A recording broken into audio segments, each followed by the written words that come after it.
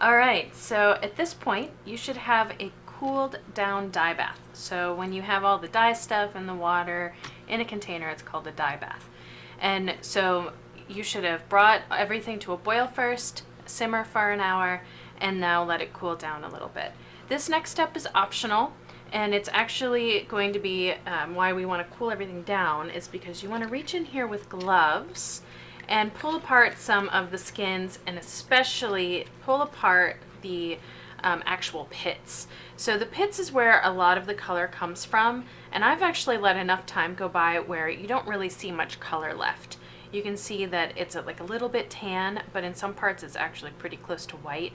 So there's not a lot of color left in the avocado pits to actually create much dye bath. But you might find for yourself that reaching in here once it cools down a little bit more and starting to break up some of this actually releases even more color into the water. Sometimes it doesn't. Like, I don't think it's going to do much for me. These pits probably didn't have a ton of color to begin with, so I'm probably going to have a pale pinkish brown. Natural dye stuffs, even though they are non-toxic for the most part, doesn't mean that they won't be able to make your tummy feel bad if you drink them. You definitely don't want to do that. And also it could irritate your skin depending on if you have any kind of skin sensitivities. So that's why I'm wearing gloves, and I highly recommend always wearing gloves if you're going to reach into any kind of dye bath, even one that's made out of avocado skins and pits.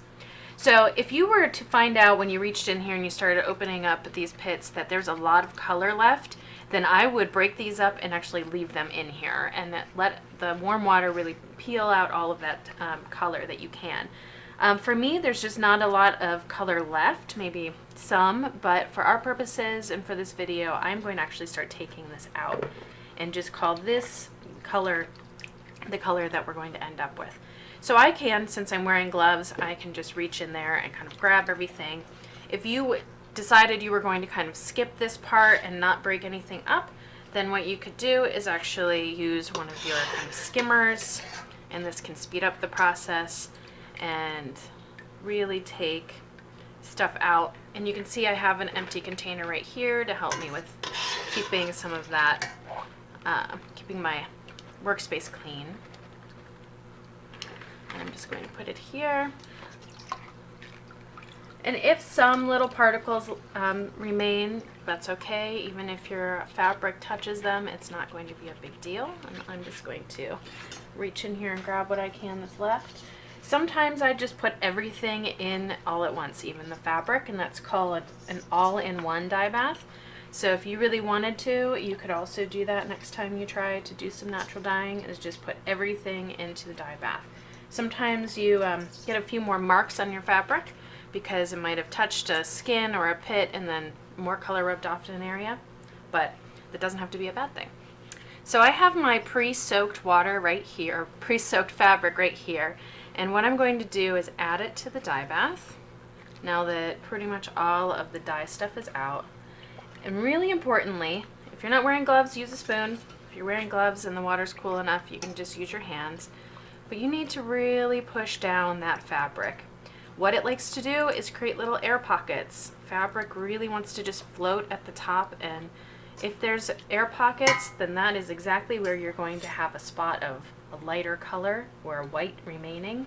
So here and there, even while it's in the dye bath, you want to really push it down, swish it around, and make sure that things kind of get more evenly spread.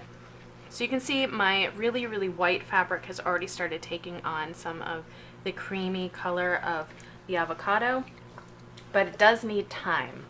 So natural dyes really like to sit, the fabric likes to sit in the natural dyes for as long as possible.